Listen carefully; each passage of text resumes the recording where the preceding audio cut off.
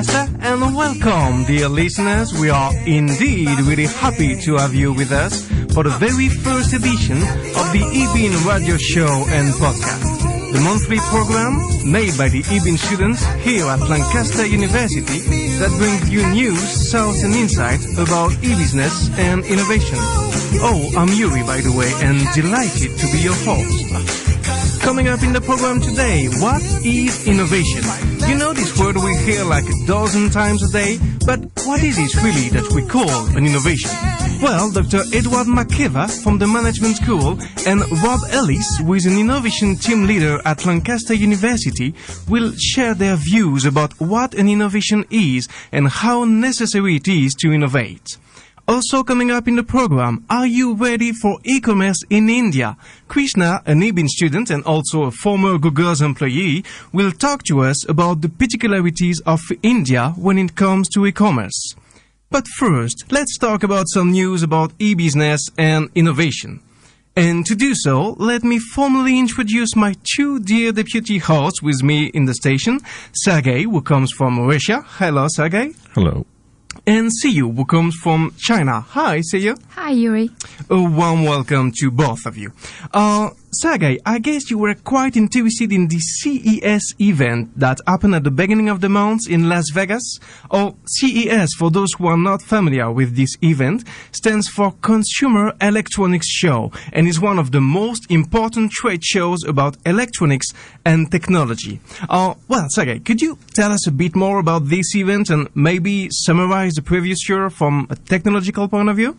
Yeah, as you've mentioned, CES is one of the biggest events. Consumer electronics manufacturers all around the world bring their top products from 2014, as well as announce new things for this year. As for the former, it could be noted that the previous year was a year of higher resolution screens and TVs. Well, you know, as always, getting bigger, better. So it was all about 4K resolution, basically 4 times better than the Full HD. And, for example, Samsung has even introduced 8K TV that was really, really popular on the CES. Another trend to mention could be wearables. It could be seen that manufacturers are expecting big players on the market, such as Google and Apple, before making their move, so they didn't show some very special things. As for now, the development is mostly extensive. Smaller, more powerful and better batteries, etc. So, mostly about TVs and wearables then? Yeah. What are the future trends that you have been able to notice? Well, first of all, it's obviously smart house. There was no clear structure, but it seems that manufacturers are just trying to put processors in and antennas in everything they see. For example, like a light bulb. Just let's allow a user to control each bulb individually via a smartphone, and this is exactly what Philips did. Or, for example, there is a company called Parrot, and they introduced a product called H2O.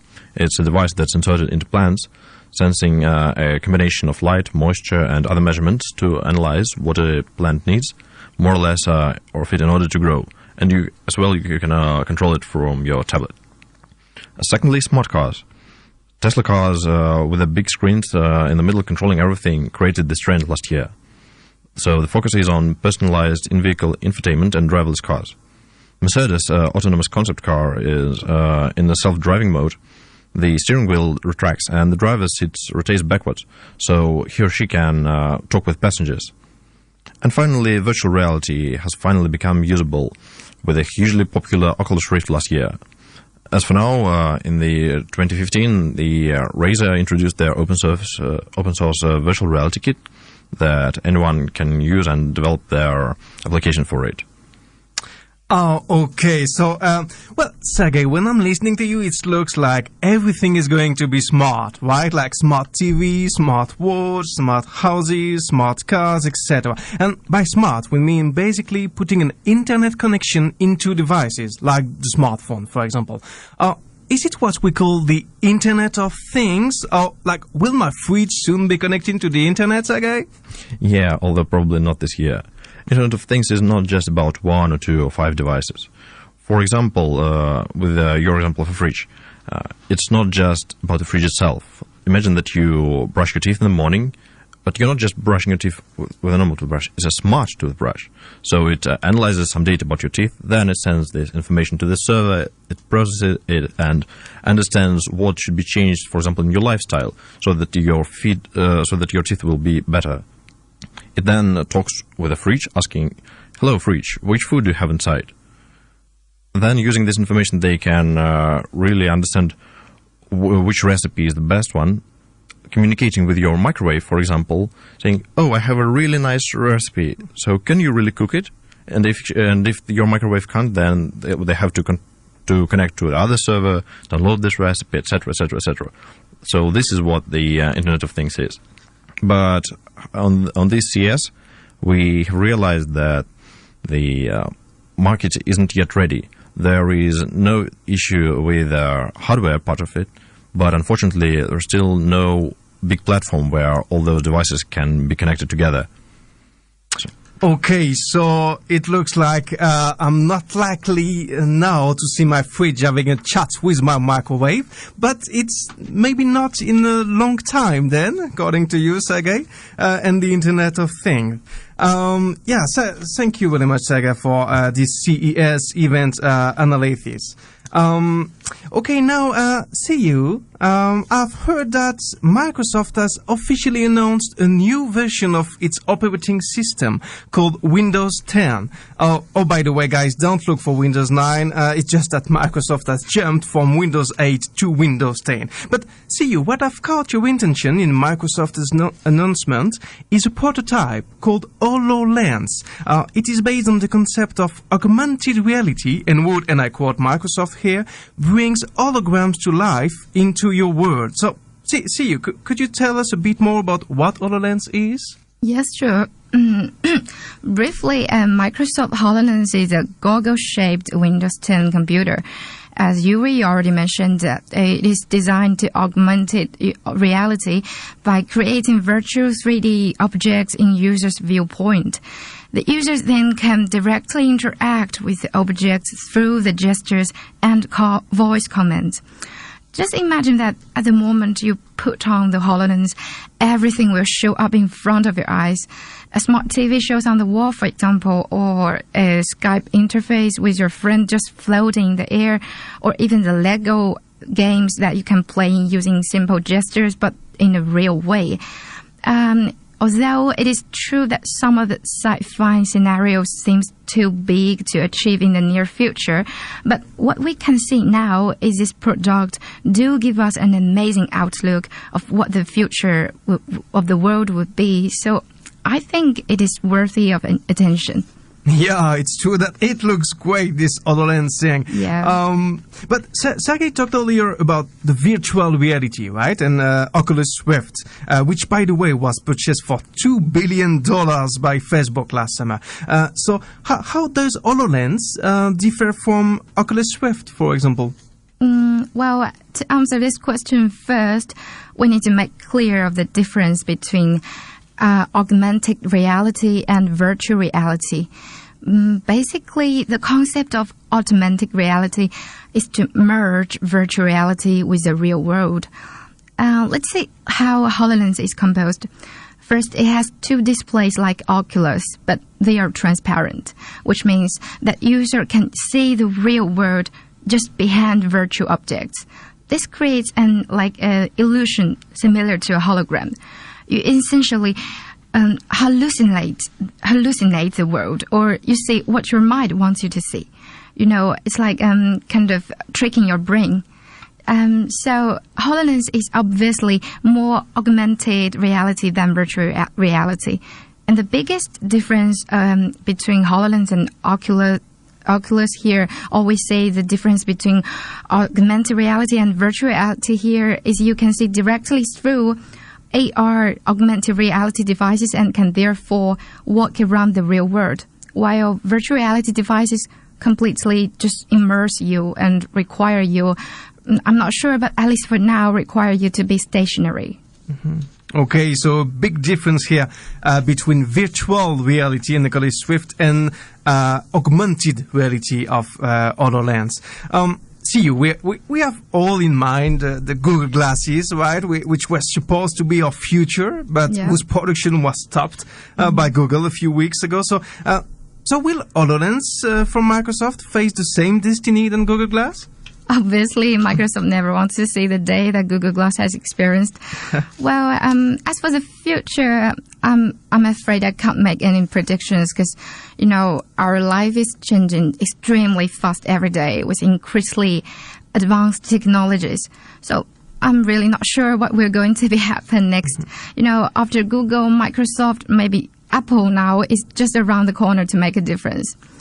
But as for now, what we can see is that the difference between Microsoft HoloLens and Google Glass actually is quite obvious especially in terms of its product positionally. Unlike how Google marketed the glass as something people have to wear everywhere throughout the day, Microsoft just make it clear that HoloLens is meant to worn when you only require it, like when you're working, playing, Skyping, or watching films. So this move makes sure that HoloLens users don't get troubled, unlike how Google Glass users were treated. It will be tired for people to keep looking at one side of the Google Glass all the time. So from this point of view, I tend to think that Microsoft HoloLens may go a more smoothly way than Google Glass did.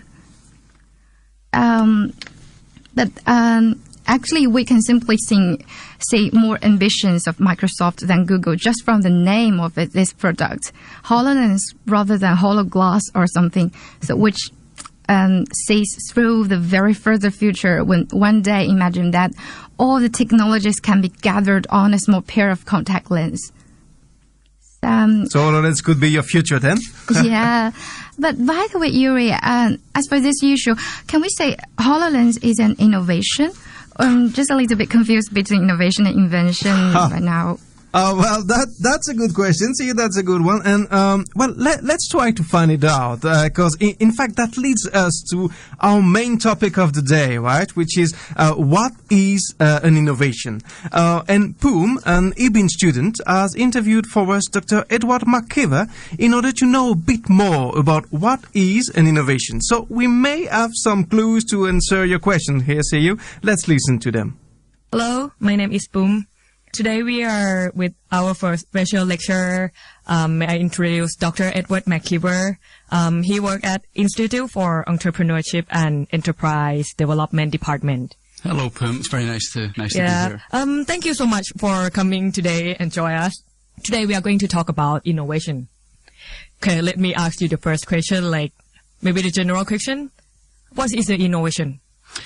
At a very broad level, or at a very basic level, innovation is about the spread of newness. And an entrepreneur said to me one time, if it wasn't for innovation, we would still be living in caves. So really, innovation is the spread of newness and really the spread of progress in terms of practice, in terms of technology, and in terms of how we adapt to our changing world, to our changing environment. Right. Is that have to be only a new idea or something like that? Well, it can be a new idea, it can be a new service, can be a new product, can be a new technology. But really, it's about how that is spread throughout society, throughout the markets, through the market mechanism. All right. So how can I say, like, is that an invention? Well, yeah, you're coming to a very important question about the difference between invention. Yes. And innovation. Yeah. How is different? Yeah. Between the that? invention is the idea, the prototyped product technology that emerges from someone's shed or from the R&D department of a very large company. But innovation is where the entrepreneur comes in and actually commercializes it. But commercialization can be either for profit or it can be a social innovation, which is actually solving a social problem. So really, it's about doing things differently and about selling that to the hearts and minds of consumers. So you mean like the innovation is more commercial, right? If you think like about the diffusion of innovation, why does the diffusion of innovation is take so long in maybe for some innovation, for some new idea? Why it takes so long? Well, I suppose if we think about diffusion Yes. in the first place, diffusion is very much about a product making its way into the population. So really there's different types of people in the population. There are people, lead users, early adopters, who they just love new stuff. And really they run out and they buy their iPhone 5 or their Google Glass. But then there's then people who are gradually more cautious, and to the very end of the extreme where people will just wait and see. Laggards, as I think they are called. Yep. So really what we've got is these different types of people, and it's really about, say for example, a washing machine or a typewriter. Yes. Basically what happens there is some people adapt to it very quickly, and then really it's about acceptance. So the acceptance occurs very gradually. I remember the statistic that it took the Dyson vacuum cleaner 15 years to gain full diffusion or full market acceptance. So really, James Dyson spent a lot of time designing, prototyping, redesigning, and getting it into the mainstream. So really it's about getting your product or your idea into the consciousness of the user. And that takes more time for some people than others. Oh, all right. Well, let me pause this interview here to have a quick chat about what we have just heard. First of all, CU, to answer your question about is HoloLens an innovation? Well, according to Edward McKeever, HoloLens may be more an invention at this stage and could become an innovation if it is commercially exploited with success. The notion of commercial success seems to be key here to define an innovation. Sergey, I saw you smiled when Edward said that without innovation, we would be living in caves. What do you have in mind here? Or just feeling happy. Individuals innovated for several thousand years, even when no technology existed. It means that now, when the internet is everywhere, basically anyone can innovate. It is not a complex thing to do. So, good news for small innovators then. Okay. Edward McKeever talked also about the diffusion of innovations and about the difference between the so-called early adopters and the late laggards. CU, would you have a comment on this topic? Yeah, actually, I never heard of these two words before, and I found this point really interesting. Early adopters and late laggards, one is always pursuing new things, while the other is always cautious of trying.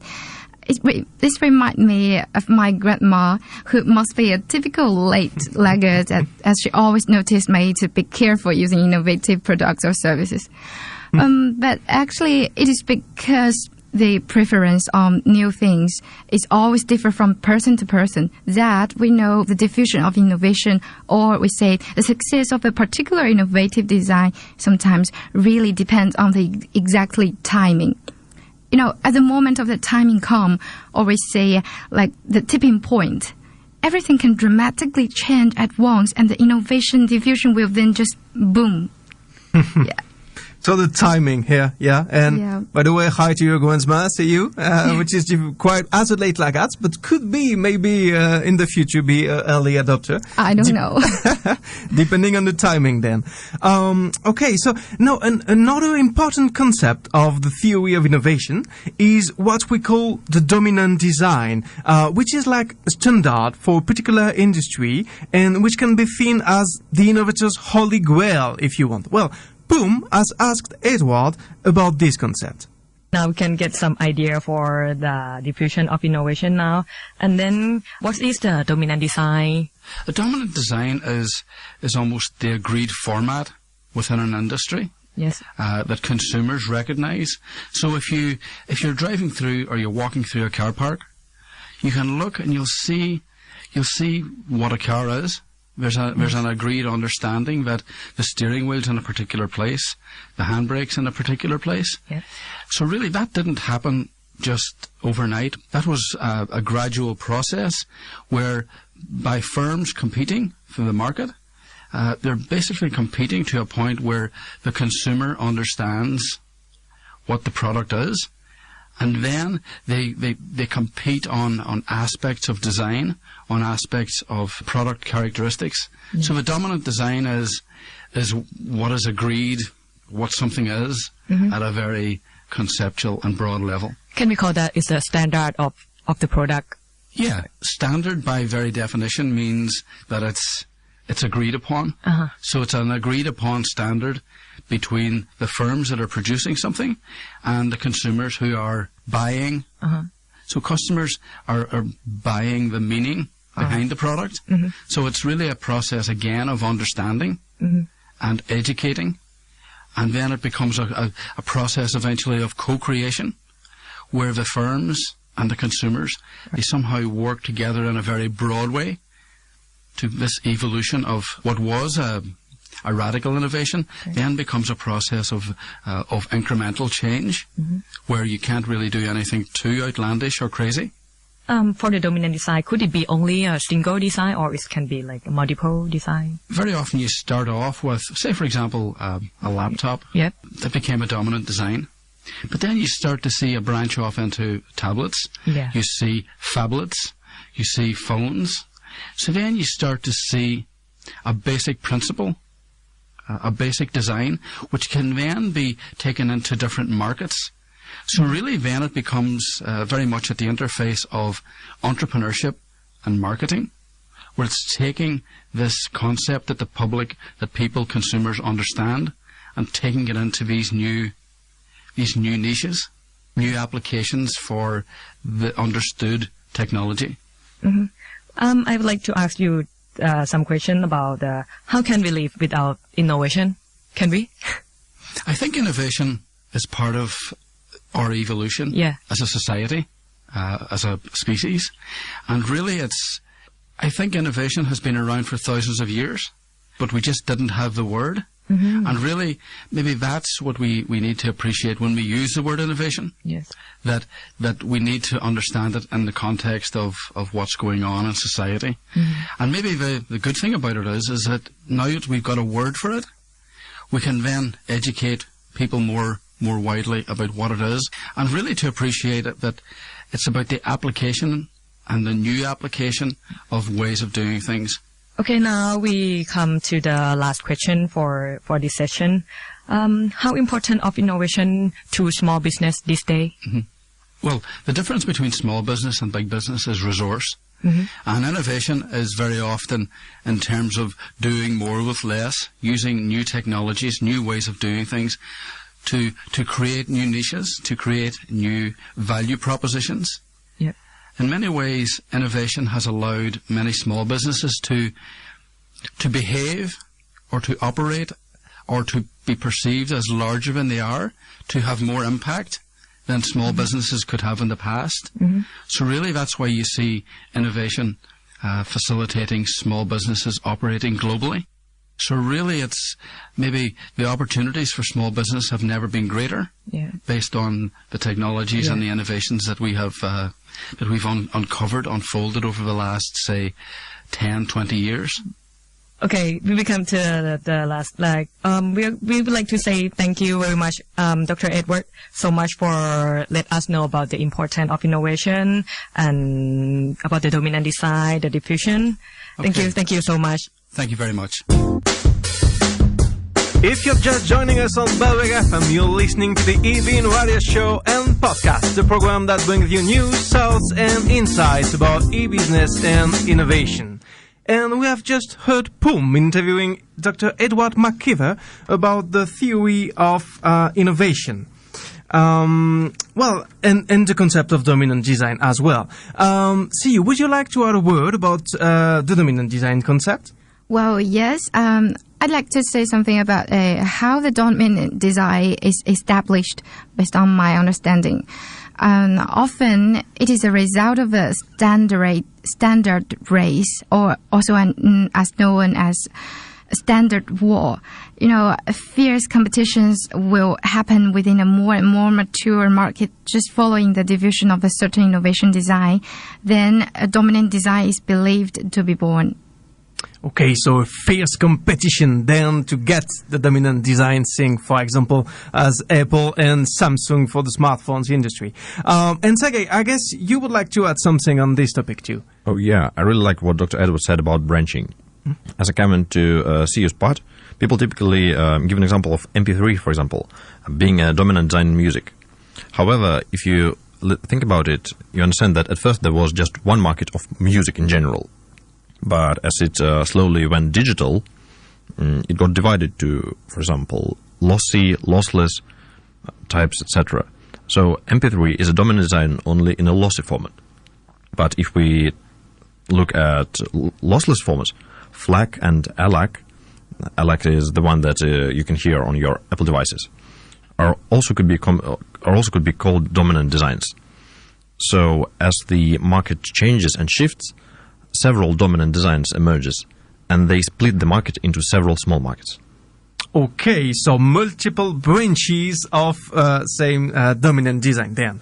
Well, at the end of the interview, Edward McKeever outlined the importance of innovation for small businesses. But being innovative is not always easy for SMEs who have obviously less resources than big firms. And when you're an entrepreneur, you may have some good ideas, but you often need support to carry out your innovation. Well, if you are at Lancaster University, the Innovation Hub may help you to do so. Students are welcomed here to assess and improve their ideas. And Lefterios has interviewed Rob Ellis, who is an Innovation Hub team leader. He has asked Rob about his mission and the importance of innovation in the higher education. Let's listen to them. Okay, well, hello. My name is Lefterios, and I'm an Ebin student. And I'm very happy today that I have Rob Ellis from the Innovation Hub team, where he is Innovation Team Unit Leader from the Lancaster University Information System Services. Well, Rob, welcome. Thank you very much. Thanks for having me. Thank you for coming. No worries. Can you tell us some more information about your job? Yeah, of course. So my job is the Innovation Hub team leader, as you said. And we set up the Innovation Hub within Information Systems Services approximately 6 or 7 months ago now, with a particular aim to look at fast-moving technology, particularly around digital innovation within the student context. So looking to really enhance student experience through either day-to-day new technology or really forward-thinking, new and up-and-coming technology. The remit of the unit is to actually take those ideas from the student body. So we're looking for any student to come forward with an idea that they've seen before, something that they've got in their head and just really want to tell someone about, or something that would really affect their day-to-day studies as well. My particular role is to help students understand those ideas and to draw it out of them and actually understand the kind of technology that we'd need to see it through, as well as manage a sort of small team of developers and technologists to actually make the idea happen. So the unit is looking for ideas that are very rapid as well. So traditional IT projects could take anywhere from 3 to 12 months. We're looking at sort of 1 week turnaround, 24 hours turnaround, and not particularly worried if we fail. So a big part of innovation is around doing things fast and failing and understanding and learning from that. So the unit has been set up to specifically look at that kind of way of working, away from a traditional IT department, if you will.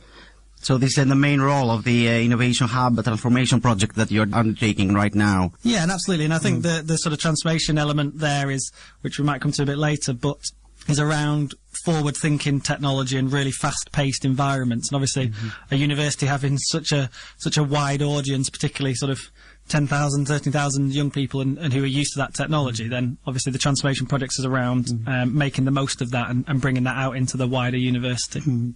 Rob, how important is digital innovation, especially in higher education institutions?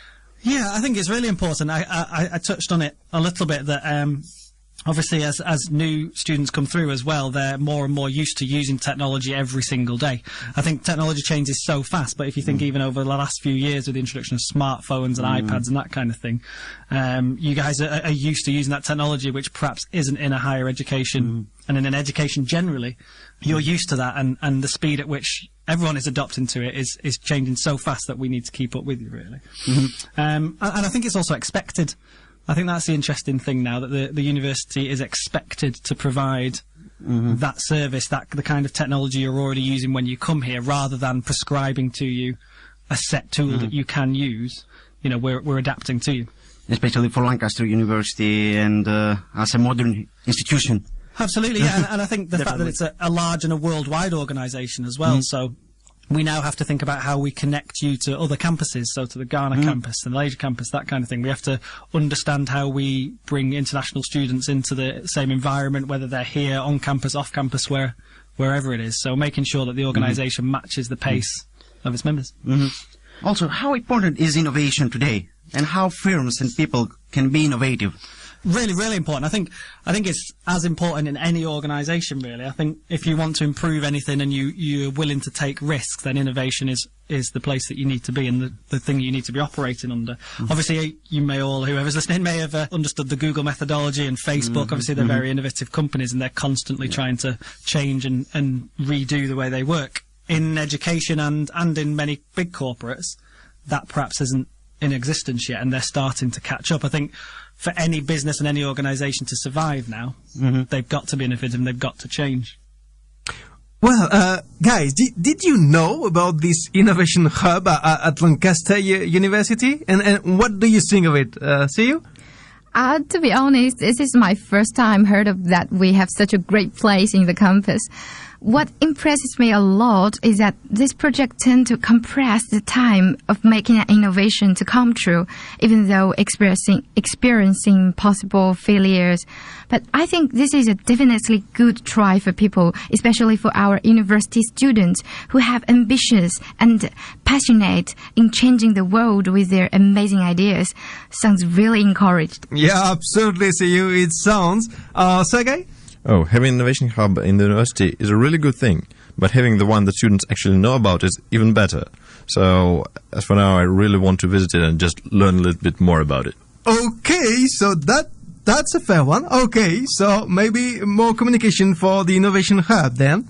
Okay, let's go back to the interview of Rob Ellis. Lefterios has asked him the difference between innovation and digital innovation. Well, finally, can you tell us what are the main differences between innovation and digital innovation?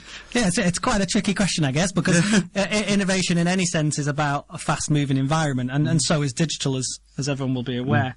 I think the differences are with digital is that we can do things very, very quickly. So we can change, we can move things forward online. There's lots of tools that exist now that we can adopt.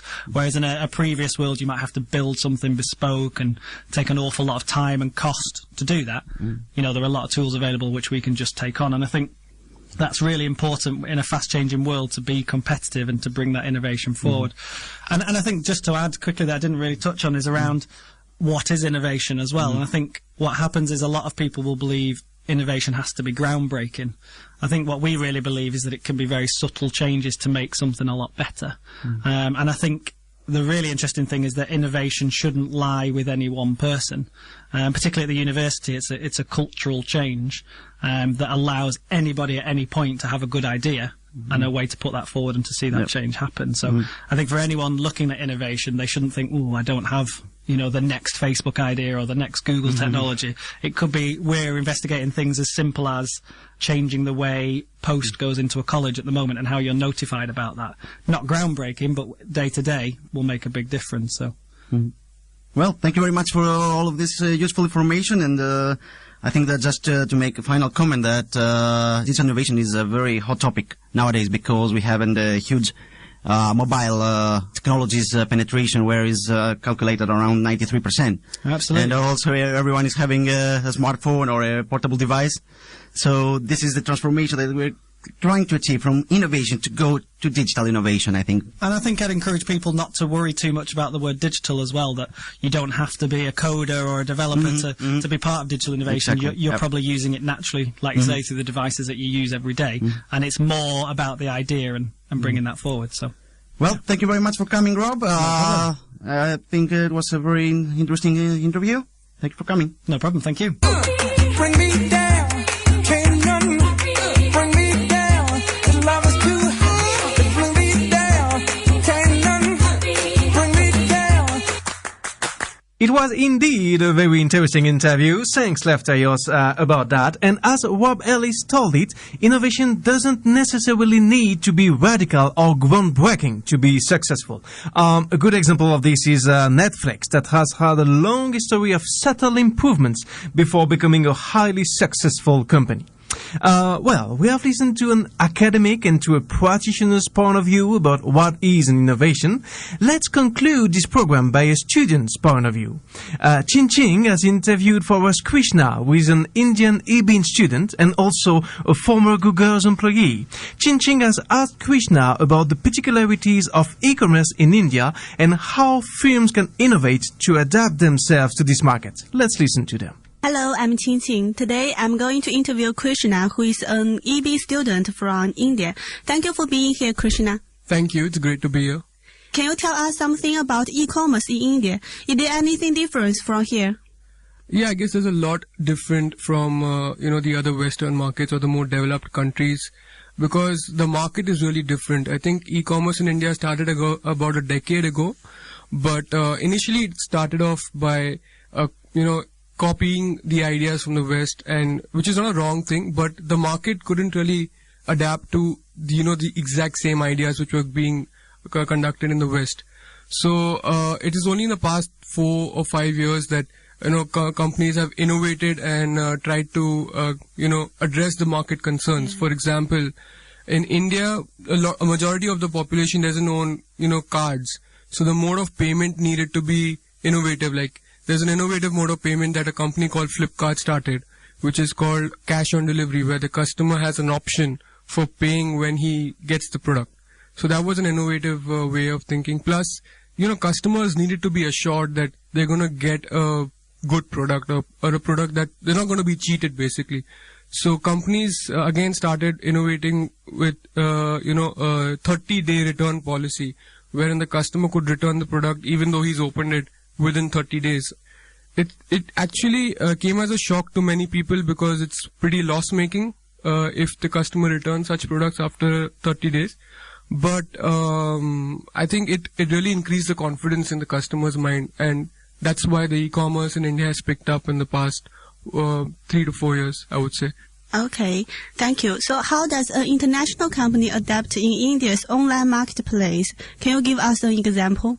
We have Amazon, who again came in just 3 years back, and they've had to adapt themselves to the Indian market by again offering cash on delivery and similar options and convenience that other big companies like Flipkart are offering. And an interesting example was Xiaomi, which is a Chinese company, which you would be aware of. They have an online-only strategy in China and believe in selling only through their own medium, which is through their own company website. That is, they reduce the channels in the retail market by going directly to the customer and thereby offering a great phone at a best price. But in India, they again faced an issue with the channels of communication, and obviously a lot of the population is not online. So they had to tie up with, offline company, telecom company called Airtel. And they've just actually done that, and they're going to be selling their phones in offline retail. That's very interesting. So thank you very much, Krishna. Many thanks for your time talking about the very interesting example of Xiaomi and the e-commerce in India. Talk to you soon. Thank you. Thank you.